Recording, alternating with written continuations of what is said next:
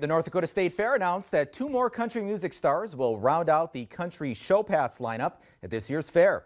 Country music superstar Thomas Rhett is set to take the stage on Friday, July 26th. He has 21 #1 singles, 15 billion streams, and the longest current active streak of consecutive #1s on the charts. Sawyer Brown, a band with more than 4,500 shows and counting, returns to the State Fair on Wednesday, July 24th. The fair has one more act outside of the Showpass lineup to announce for this year's fair. You can find more updates on the lineup and when tickets are going to go on sale on ndstatefair.com. I'm excited already.